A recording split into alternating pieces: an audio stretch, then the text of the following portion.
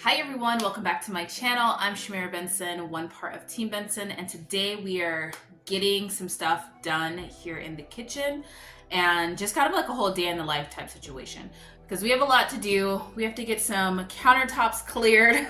Finally, of these peppers. We need to get some peppers vacuum sealed. We need to get some bone broth made. We need to get a lot of things done. So this is the time that I get ready to prepare for my beef coming in. So that means a lot needs to happen within my freezers. Okay guys, so I start to just kind of make a mental list of everything that needs to happen in order for me to get prepared to get like 2 big boxes of beef. And this is the time I buy my meat. For those of you guys that have not been following me for a long time and you're kind of new here, I don't really buy beef.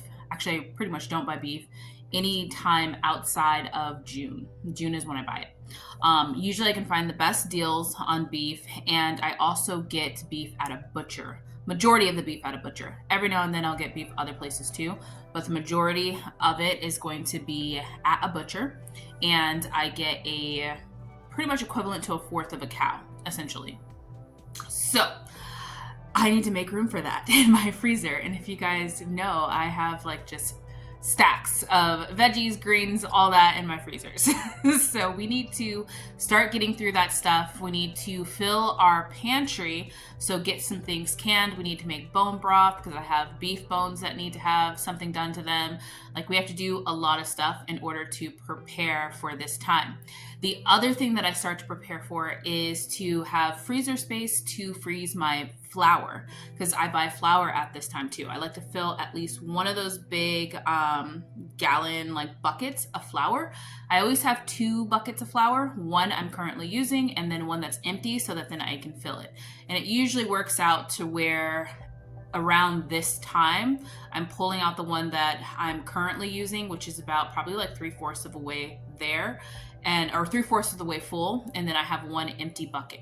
So I wanted to re-up and store more flour this year than I did last year. So yeah, that's what we're gonna do. I also have like a little 5-gallon bucket that's what I use like when I'm just kind of going back and forth and making bread, so I'm not toting out the whole big thing. So that's what we're gonna do. That's the plan. We also have to finish stripping that black cherry tomato plant because I don't want any of those tomatoes to go to waste, and I don't want them to be just dropping all in my garden, which is getting ready to happen soon. It's already just starting to happen. So we're gonna finish stripping that. We're gonna do just a whole lot of things, guys. We're gonna clear this freezer. We're gonna get some bone broth made. We're gonna can some stuff. We're gonna do a lot. All right, let's just stop talking and let's start doing. Okay, so first things first is I need to filter some water.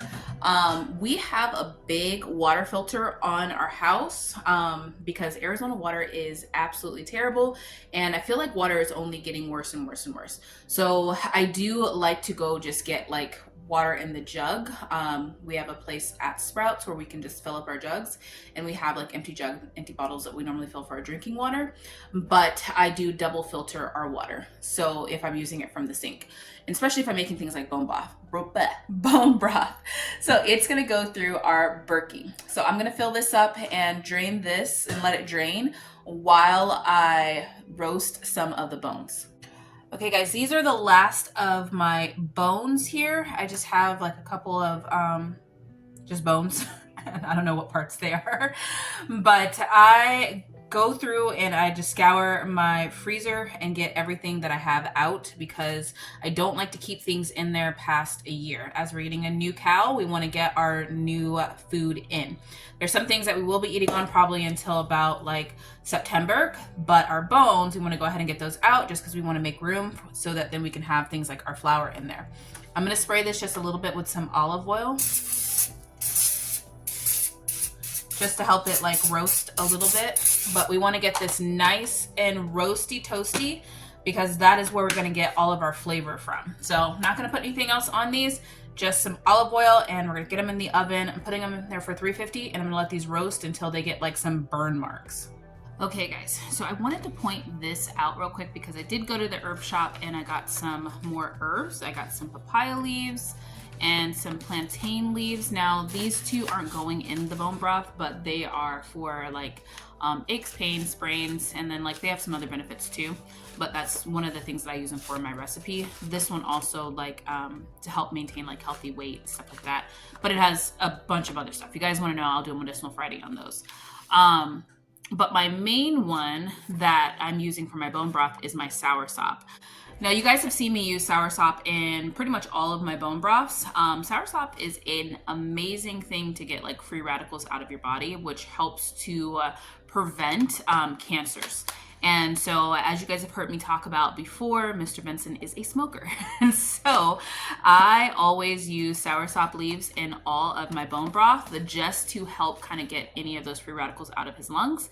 And also, we live in the city, and the city is just full of free radicals. We live close to, you know, a big major street that is super busy, and I want to make sure that our bodies are as healthy as possible. So, soursop is something that I get in big packages versus the small ones because I use it a lot.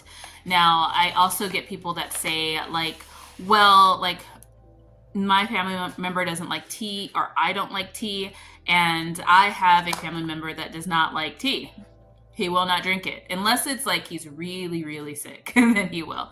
But you can use your herbs in different things. So this bone broth will also have like echinacea in it. I usually put echinacea in all of my bone broths, but it also has soursop. So instead of me making him a soursop tea and being like, here you go, let's drink it, I make a bone broth and I cook that down in my bone broth, and then I use that so it's constantly in our food. I use that bone broth for gravies, for soups, for stews, for anything imaginable. Sometimes if we're just hungry and we're like traveling or something like that, I'll have bone broth like in our cups to where we're drinking bone broth. So there's tons of different things that you can use it for. So you guys will see me like put a lot of different things in this bone broth, but soursop is one of those herbs that I use a lot of in every last one of them. So you'll see that featured in every last one of my bone broths. So, all right, let's see if these bones are done roasting. Okay guys, so these are some of the things I'm going to be adding to my bone broth. I have some carrots that are kind of on their last leg. We have some celery stems that we hadn't used and or did anything with, so we're going to throw some of those in there. We have some frozen tomatoes as well as some tomatoes that are on their last leg too. We also pulled some rosemary out of the garden, got some soursop.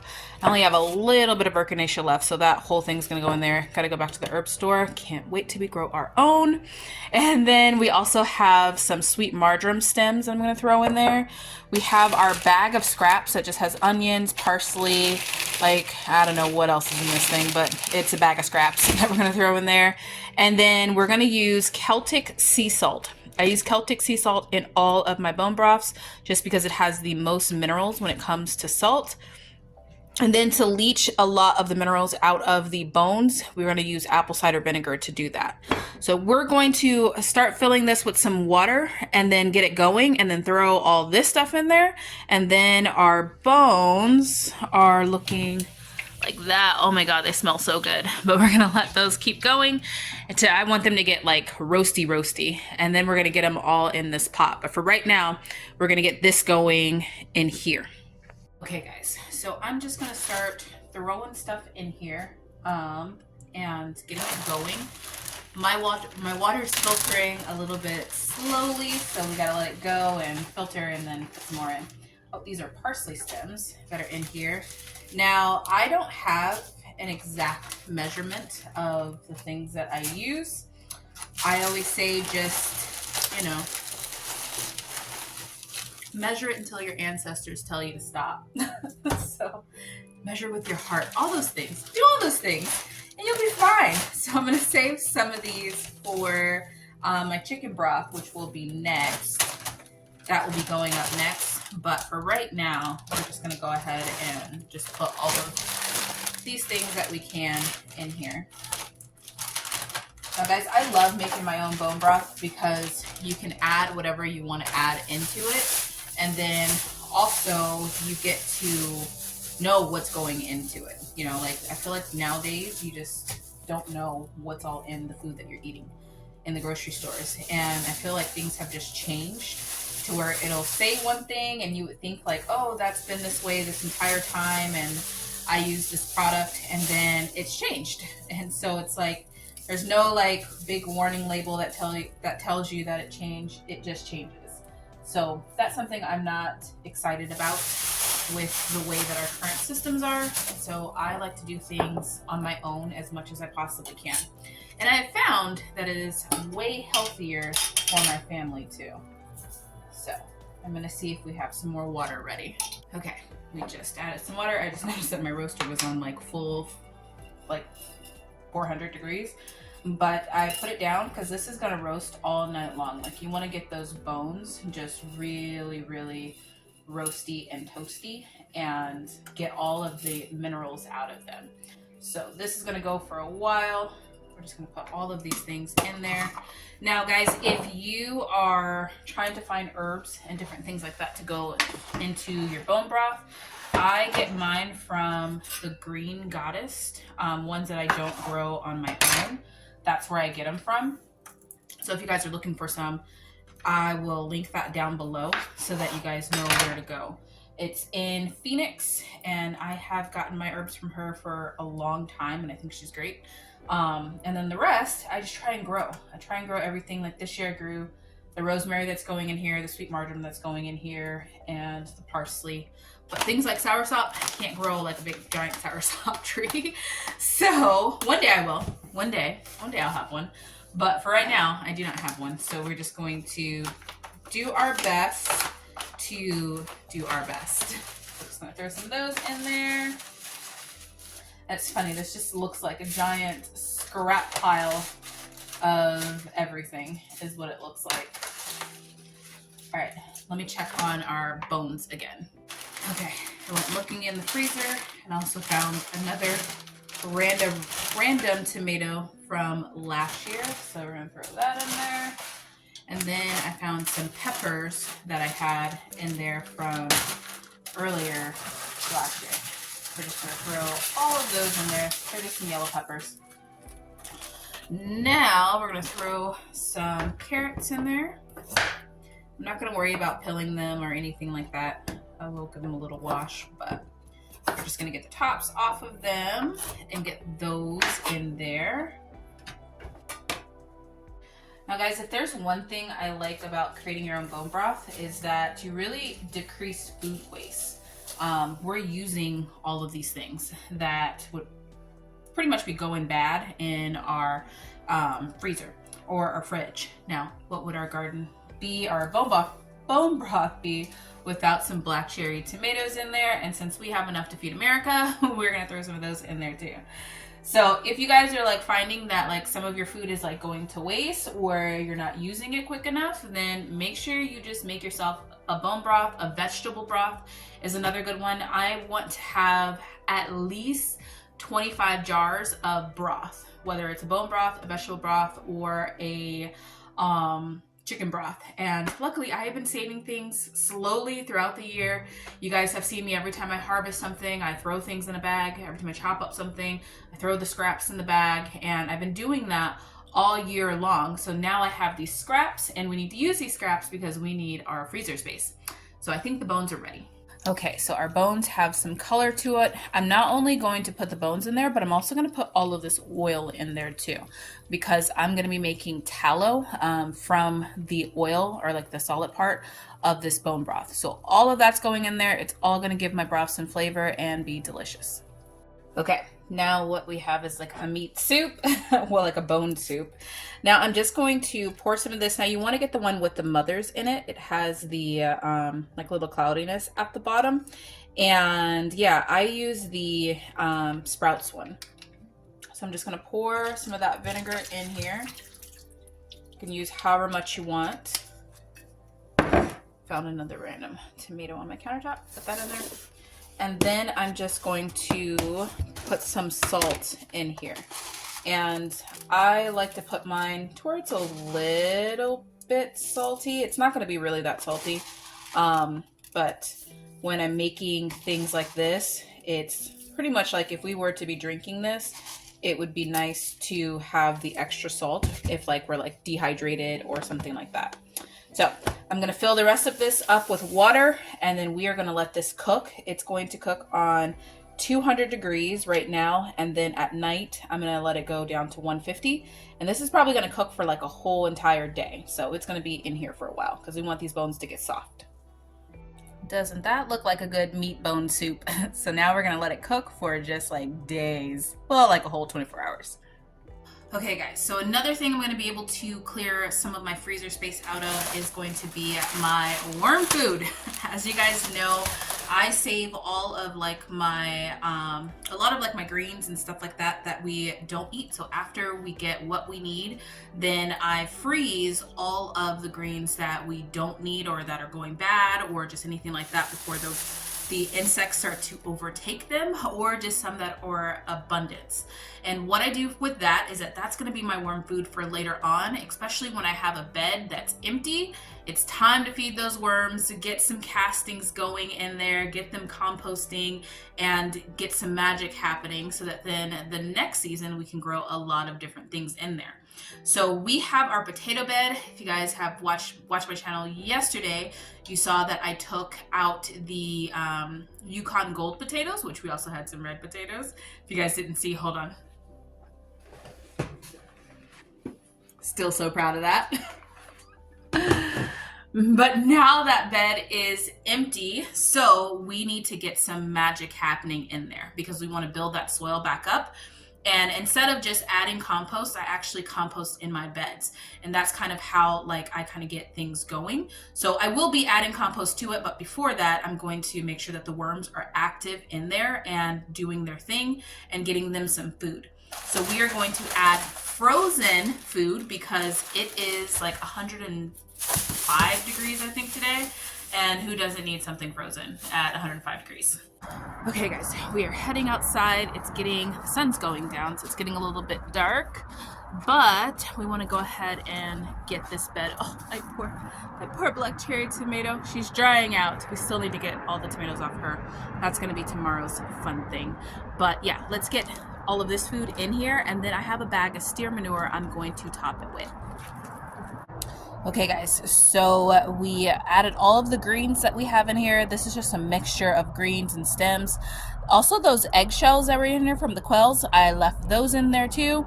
And I mixed up this bed when I was pulling out all of the potatoes, so it's nice and mixed. Now I'm just gonna add the steer manure over it. Once the steer manure kind of goes down a little bit and the rest of these kind of like really dry out, then I'm gonna add a bag of potting mix and either potting mix or compost, and then I'm going to add those to it and then maybe plant some type of bean in here to help build some more nitrogen as well. Okay, the AC popped on, but that is what it looks like. All right, and I am going in the house because it is getting dark, but I will water that in the morning. So that's kind of how like I build my soil, guys, is I'm always adding things to it. I'm always burying things in it and getting it going like that. So yeah. We're gonna let that be. Okay guys, so we're looking at about like 2 days after I first originally started filming this video. So I'm kind of just catching you guys up on what's going on for the rest of this video. But I went and I've been harvesting more of the black cherry tomatoes. This is more that has come off of that plant. So just tons and tons and tons more. And one of the things I want to talk about is that I am, as you guys know, we are a Jewish family, and after every Passover, we pick another mitzvah that we add, which is mitzvah means commandment, and we add that to our practices, just like practices, but like something that we really kind of focus on and making sure that we're doing properly. If you guys don't know, in Judaism, there are 613 commandments, so more than the 10 that there is in most other religions. So there's a lot. And there is a verse in there, like a commandment in there, that says that you are not supposed to glean your fields, and that the last 10% of your fields is going to be for the hungry, so those people that are hungry, and then also just for the wilderness. So what I've been doing is it's focusing on that has given me an appreciation of a plant being able to give as much as it can. So with my black cherry tomato, I don't need to take it out right now. Like there's no like rush to like ripping it out or anything like that. I'm not planting anything in that space until probably like October, not October. So that spot is going to get composted and all that kind of stuff. So there's no real rush to taking anything out. So I'm allowing the plant to die on its own and produce as much as it can. And so all of this, like all of these that I'm getting, I am putting in little baggies and I am donating them because we don't need any more black cherry tomatoes. We have enough to last forever. I had one little bucket that I'm going to be fermenting for you guys in a later video, but all of these that are just coming off, which the plant is giving me probably give me like 2 more of these. We're just donating those and we're giving them to people in need and people that could use them. We also have, like, every time I go out and I go on the freeway, I know there's going to be homeless people there. So I'll put together little baggies of tomatoes and like a granola bar and a water, and I'll put that in my car and bring it with me so that then when we pass like that overpass where there's a ton of homeless people, or always at least one homeless person, I will make sure I give them some food and some water, because in Arizona it's hot, like, and homeless people are outside, guys, and it's in the middle of the day. So, you know, we want to make sure that we're kind of taking care of everybody else. And that's kind of my way of keeping that commandment, because, I mean, I don't have just like an open field where people can just come and get food. And I was watching a special on a charity in Israel that goes to farms to basically glean their fields in order to donate to charities. So I thought that that was a really cool idea. And with my black cherry tomato, like, she's still turning these things out. Like, she's still ripening them. We're slowly starting to pull the leaves off and mush those up and put them as mulch for things, but she's providing a lot, and it makes you really appreciate a plant. I also have little birds that are eating her tomatoes versus my early girl tomatoes and my Roma tomatoes. So it's also providing for the birds too, because in the hot summer, birds like tomatoes because it provides them with water and, like, you know, like a juice. So it's providing so much more. And even if it's only one plant, I think you guys should try it. Like, try it, you know, even if you're not Jewish. Try it out and give yourself one plant that you just let it give all that it possibly can give, and then you give back with that plant too. Whether it's, you know, to homeless or it's to nature, because nature depends on us too. Just like the birds need us to plant flowers, the deers need us to plant things, the birds need us to plant things, those little pesky squirrels need us to plant things. So, you know, giving that back to nature is something that I think is important, and I think we should all have something. I know some of you guys are probably like, everything is getting attacked in my garden, so everything's going back to nature. And for that, I'm sorry, but you guys got this, and keep going strong with that. Now, my last little bit of an update is that we are in the signing process for land where we are going to be putting it in escrow coming up here pretty soon. So I'm pretty excited about that. Just wanted to give you guys an update.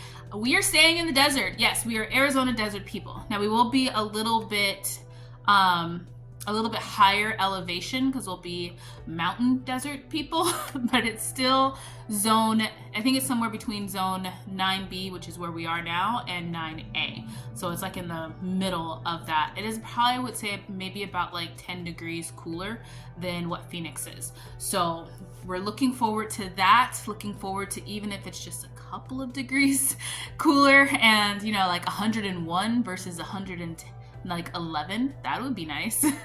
So pretty excited about that. I can't wait to show you guys more of that once we actually like get into escrow, but we have found a piece that we are loving. I don't want to jinx it, but so I don't want to show pictures or anything like that, but it's happening, guys. It is really happening. So I hope you guys enjoyed this video. My bone broth, you guys have seen me can bone broth before, but I wanted to give you guys like a little bit of a recipe and just what all I put in it. And the where the potatoes are, we are just adding to that. Added some compost to it.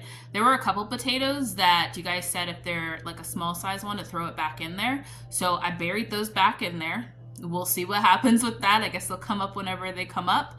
And then we are going to plant some seeds in there, some bean seeds, probably like a cowpea or something like that. in the next couple of like weeks, maybe like a week or two. So until next time, grow yourselves a garden, because even a small space can provide you with tons of food. Bye guys.